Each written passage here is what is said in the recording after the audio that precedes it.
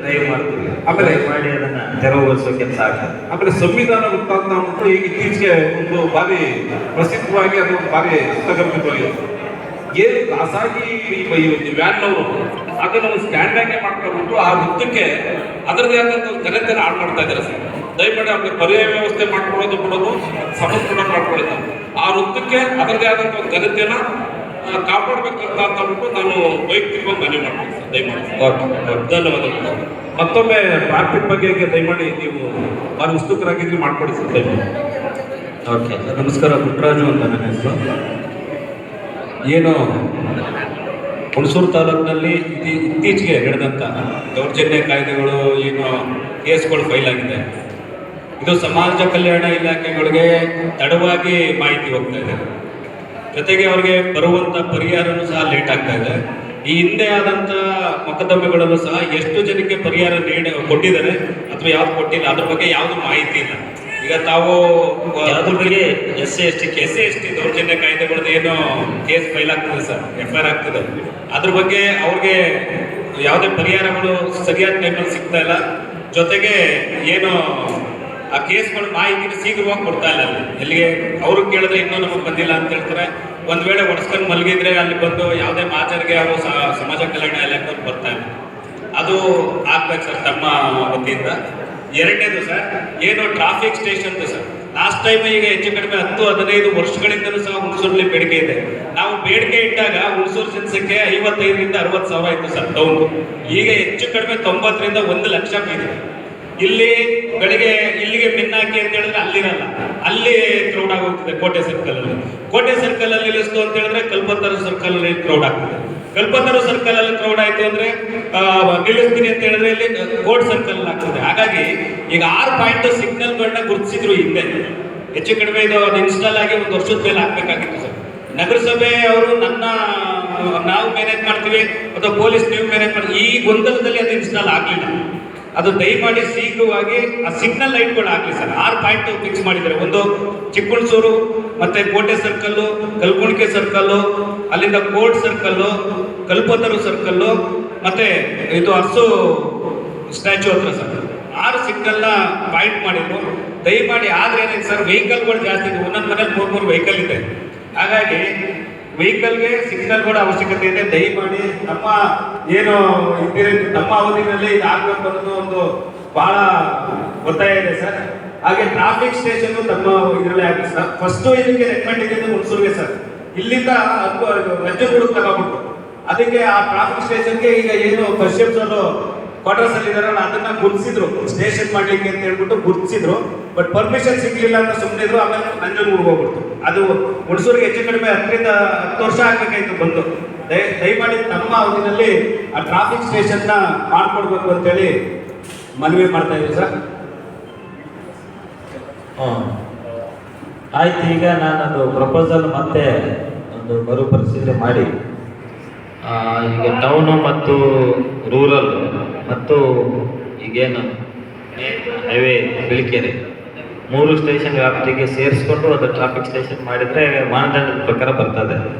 So ಅದನ್ನು ಸೇರಿಸ್ಕೊಂಡು ನಾವು ಪ್ರಪೋಸಲ್ ಏನಕ್ಕೆ ಅಂದ್ರೆ ಸರ್, ಈಗ ಕ್ರೈಮ್ ನಡೀತಾ ಇದೆ, ಆಕ್ಸಿಡೆಂಟ್ಸ್ ನಡೀತಾ ಇದೆ, ಸಿವಿಲ್ ಸಂಬಂಧ ಸಮಸ್ಯೆಗಳು ಬರ್ತಾ ಇದೆ. ಬಟ್ ಆಕ್ಸಿಡೆಂಟ್ ಆದವ್ರಿಗೆ ಶೀಘ್ರವಾಗಿ ಕೆಲಸ ಸಿಗ್ತಾರೆ. ಇಲ್ಲೆಲ್ಲ ಅವ್ರನ್ನ ನೋಡ್ಬೇಕಾಗ್ತದೆ. ಇವರು ಇಲ್ಲಿ ಯಾವುದೋ ಕ್ರೈಮ್ಗೆ ಹೋಗಿರ್ತಾರೆ, ಇನ್ಯಾವುದೋ ಮಾಜರ್ಗೆ ಹೋಗಿರ್ತಾರೆ, ಅಲ್ಲಿ ನಿಲ್ಸ್ಕೊಂಡಿರೋದಿಲ್ಲ. ಇಲ್ಲಿ ಆಕ್ಸಿಡೆಂಟ್ ಆದವನ್ನ ಹಾಸ್ಪಿಟಲ್ ಸೇರಿಸ್ಕೊಳ್ಳೋಕ್ಕಿಲ್ಲ. ಅವ್ನು ಯಾರೋ 4 ದಿನ 5 ದಿನ ಆದ್ಮೇಲೆ ಇಲ್ಲಿ ರೆಫರ್ ಕೊಡ್ತಾನೆ MLC ಮಾಡಿ. ಅದನ್ನ ರಿಜಿಸ್ಟರ್ ಮಾಡುವಂತ ಪರಿಸ್ಥಿತಿನೂ ಸಹ ನಿರ್ಮಾಣ ಆಗಿದೆ. ಅದು ಶೀಘ್ರವಾಗಿ ಬಗೆಹರಿಬೇಕು ಅಂತ ಹೇಳಿದ್ರೆ ದಯಮಾಡಿ ಟ್ರಾಫಿಕ್ ಪೊಲೀಸ್ ಸ್ಟೇಷನ್ ಆಗ್ಲೇಬೇಕು ಸರ್. ನಮ್ಮ ಅವಧಿಯಲ್ಲೇ ಆಗ್ಬೇಕು. ದಯಮಾಡಿ ಮಾಡ್ಕೊಡಿ ಸರ್. ಓಕೆ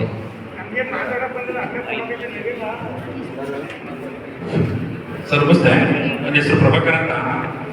ದಯಮಾಡಿ ನಿಮ್ಮ ಡಿಪಾರ್ಟ್ಮೆಂಟಲ್ಲಿ ಯಾವುದೇ ಬಡವರ ಬಗ್ಗೆ ಕಂಪ್ಲೇಂಟ್ ಕೊಡೋಕೆ ಬಂದರೆ ಯಾವುದೇ ರಾಜಕಾರಣಿಗಳು ಒತ್ತಡಕ್ಕೆ ಪಡೆದು ಕೇಸ್ ಮಾಡಬಾರ್ದು. ಈಗ ಅದೊಂದು ಜಾಸ್ತಿ ಆಗಿದೆ. ಜಾಸ್ತಿ ರಾಜಕೀಯದವ್ರು ಒತ್ತಡದ ಮೇಲೆ ಅರ್ಧ ಕೇಸ್ ಹುಣಸೂರಲ್ಲಿ ರೌಡಿ ಶೀಟರ್ಗಳು ಕೇಸ್ಗಳು ಜಾಸ್ತಿ ಆಗಿದೆ. ಬಡವ್ರ ಬಗ್ಗೆ ಏನು ಗೊತ್ತಿರಲಿಲ್ಲ, ಬಂದು ಕಂಪ್ಲೇಂಟ್ ಕೊಡ್ತಾರೆ. ಯಾರೋ ಇನ್ಫ್ಲೂಯೆನ್ಸ್ ಇರ್ತದೆ, ಅವ್ರು ಬಂದು ಕೇಸ್ ಮಾಡ್ಬಿಟ್ಟು ಆರಾಮಾಗಿ ಹೋಗ್ತಾರೆ. ಅದನ್ನ ಹಳ್ಳಿಗೆ ಹೋಗಿ ಎಲ್ಲಿ ಕಂಪ್ಲೇಂಟ್ ಇರ್ತದೆ ಸ್ಪಂದಿಸಿ ಕೇಸ್ ಮಾಡಬೇಕು ಸರ್. ಇನ್ನೊಂದು ಕ್ವಶನ್, ಮಾಡಬೇಕೋ ಮಾಡಬಾರ್ದು ಅದು ಪರಿಶೋಧನೆ ಮಾಡಿ ಕೇಸ್ ಮಾಡಬೇಕು. ಸುಮ್ಮನೆ ಯಾರೋ ಎಲ್ಲೋ ಫೋನ್ ಮಾಡಿಸ್ತಾರೆ, ಇನ್ಫ್ಲೂಯೆನ್ಸ್ ಇರ್ತದೆ, ಫೋನ್ ಮಾಡಿಸ್ತಾರೆ, ಕೇಸ್ಗಳಾಯ್ತದೆ. ಬಡವ್ರ ಬಗ್ಗೆ ಆ ಥರ ಜಾಸ್ತಿ ಆಗೈತಿ ಇಲ್ಲಿ. ಅದು ಇನ್ನೊಂದು ಕ್ವಶನ್, ಇನ್ನು ಫೈನಾನ್ಸ್ ಡಿಪಾರ್ಟ್ಮೆಂಟ್ ಅವರು ಟೂ ವೀಲರ್ ಸ್ಕೂಟ್ರವರು ಎಲ್ಲೆಲ್ಲಿ ಬೇಕು ಗಾಡಿ ಹಿಡಿತಾ ಇರ್ತಾರೆ. ಅವ್ರ ಏಜೆನ್ಸಿನೇ ಇರಕ್ಕಿಲ್ಲ, ಬಡವ್ರ ಬಗ್ಗೆ ಹೋಯ್ತಾ ಇರ್ತಾರೆ, ಅಡ್ಡಿ ಆಗ್ತಾರೆ, 1,500 ರೂಪಾಯಿ ಇಸ್ಕೊಂಡ್ರೆ ಕೈ ಬಿಡ್ತಾರೆ. ಅದ್ರ ಬಗ್ಗೆ ಒಂಚೂರು ನೀವು ಡಿಪಾರ್ಟ್ಮೆಂಟ್ ಅವ್ರು ಗಮನ ಹರಿಸ್ಬೇಕು ಸರ್. ಆಯ್ತು ಆಯ್ತು.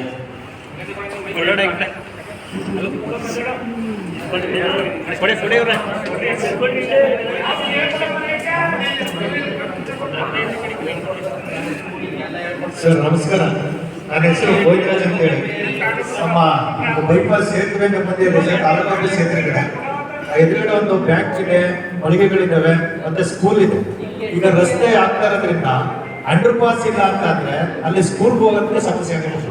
ದಯವಿಟ್ಟು ಅದನ್ನ ಗಮನಿಸ್ಬೇಕಂತ ಹೇಳಿ ತಮ್ಮಲ್ಲಿ ಮನವಿ. ಈ ರಸ್ತೆನ ಪಕ್ಕದ sir BM road, bypass road. ಹೌದು ಸರ್. ಅದಕ್ಕೆ ಬೈಪಾಸ್ ರೋಡ್ಗೆ ಇರ್ಬೇಕಂತ ಅಂಡರ್ ಪಾಸ್ ಬೈಪಾಸ್ ಬೇಕು. ಅವ್ರು ಇವ್ರಿಗೆ ಏನಾದ್ರು ಮನೆಗೆ ಕೊಟ್ಟಿದ್ರ NHA ಅವ್ರಿಗೆ? NHA ಕೊಟ್ಟಿಲ್ಲ ಸರ್. ಕ್ರಾಸ್ ಮಾಡಕ್ಕಾಗಲ್ಲ ಸರ್, ಯಾಕೆಂದ್ರೆ ಹೈವೇಲಿ 4 ರೋಡ್ ಟ್ರ್ಯಾಕ್ ಓಡಾಗುತ್ತದೆ ಸರ್. ನಾವು ಸರ್ವಿಸ್ ಎಲ್ಲೆಲ್ಲಿ ರಸ್ತೆಗಳಿದ್ದಾವೆ ಅದನ್ನ ಆಸ್ ಇಟ್ ಇಸ್ ಬಿಟ್ಟು ಫ್ಲೈಓವರ್ ಎಲ್ಲ ಮಾಡಿದ್ದಾರೆ.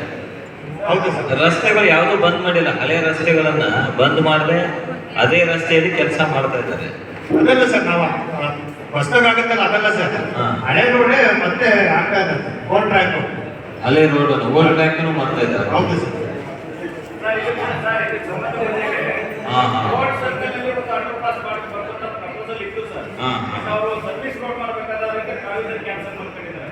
ಮತ್ತೆ ಇಲ್ಲಿ ಇವ್ರು ಏನ್ ಹೇಳ್ತಾರೆ, ತಾಲೂಕು ಆಫೀಸ್ ಎದುರುಗಡೆ ಸೆಂಟ್ರಲ್ ಸ್ಕೂಲ್ ಎಲ್ಲ ಇದೆ ಸರ್, ಅಲ್ಲಿ ತಾಲೂಕು ಆಫೀಸ್ಗೆ ದಿನನಿತ್ಯ ಹಲವಾರು ಜನ ಇಲ್ಲಿ ಓಡಾಡ್ತಾರೆ ಸರ್, ಸಾರ್ವಜನಿಕರು. ಅಲ್ಲೂ ಕ್ರೌಡ್ ಇರ್ತದೆ, ಅಲ್ಲಿ ಒಂದು ಅಂಡರ್ ಪಾಸ್ ಮಾಡಬೇಕು ಅಂತ ಹೇಳಿ ಅಲ್ಲಿ ಒಂದು ಕೇಳಿದ್ರು. ಮತ್ತೆ ಇಲ್ಲಿ ಕಲ್ಕುಂಟೆ ಸರ್ಕಲ್ ಒಂದು ಇತ್ತು ಸರ್, ಬಟ್ ಆದ್ರೆ ಸರ್ವಿಸ್ ರೋಡ್ ಮಾಡ್ಬೇಕಂದ್ರೆ ಅದು ಪ್ರಾವಿಷನ್ ಮಾಡ್ಕೊಂಡು ಮಾಡ್ಬೇಕಾಗಿತ್ತು. ಅದು ಮಾಡದೆ ಸರ್ವಿಸ್ ರೋಡ್ ಮಾಡ್ತಾ ಇದ್ದಾರೆ. ಅದು ಏನಾಗೈತೆ ಅಂತ ದಯಮಾಡಿ ಒಂದು ಗಮನ ಮಾತಾಡಿ. ಆಗ್ಲೇಬೇಕು ಸರ್, ಯಾಕೆಂತಂದ್ರೆ ತುಂಬಾ ಕಷ್ಟ ಸರ್. ಬೈಕಲ್ಲಿ ತಿರುಗಾಡಕ್ಕೆ ಜನ ತಿರುಗಾಡಕ್ಕೆ ನೋಡ್ತೀವಿ. ಕರೆಸಿ ಅವ್ರದ್ದು DPR ಯಾವ ತರ ಮಾಡಿದ್ದಾರೆ ಚೆಕ್ ಮಾಡಿ. ಮಾಡಿಲ್ಲ ಅಂತಂದ್ರೆ ನೀವೆಲ್ಲ ಮನವಿ ಕೊಡಕ್ಕೆ ಅವ್ರಿಗೆ ಕೊಟ್ಟಿದ್ರು.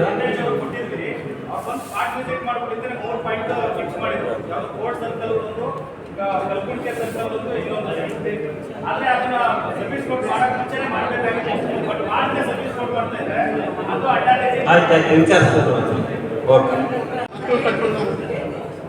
ತುಂಬಾ ದೌರ್ಜನ್ಯ ಸರ್. 20 ವರ್ಷಗಳಿಂದ ನಮ್ಮ ಮನೆಯನ್ನು ಹಾಳು ಮಾಡಿ ತೆಂಗಿನ ಮರ ಕಡ್ದೈತಿ. 35 ವರ್ಷಗಳಿಂದ ನಮ್ಮ ತಾಯಿ ನೀರೂದಿ, ನಾನು ನೀರೂದಿ ಬೆಳೆಸಿದ ತೆಂಗಿನ ಮರನ ಕಡ್ದಿ ಪೊಲೀಸ್ ಸ್ಟೇಷನ್ ಕಂಪ್ಲೇಂಟ್ ಕೊಡೋದಕ್ಕೆ ನಾನು ಇದ್ರ ಬಗ್ಗೆ ಕ್ರಮ ತಗೊಳ್ಳುವಂತೆ ನನ್ನ ಮೇಲೆ ಹೋಗಿ ಕಂಪ್ಲೇಂಟ್ ಕೊಟ್ಟು ನನ್ನ ರೇಪ್ ಮಾಡಕ್ ಬಂದಿದ್ದ ಅಂತ ಪ್ರತಿ ದೂರು ಕೊಡಕ್ ಬರ್ತಾರ. ಇವ್ರ ಎಂತ ಮಾನಸಿಕ ಸ್ಥಿತಿ ಹೆಂಗಿದೆ ಸರ್, ಪರಿಸ್ಥಿತಿ ಹೆಂಗಿದೆ ಸರ್.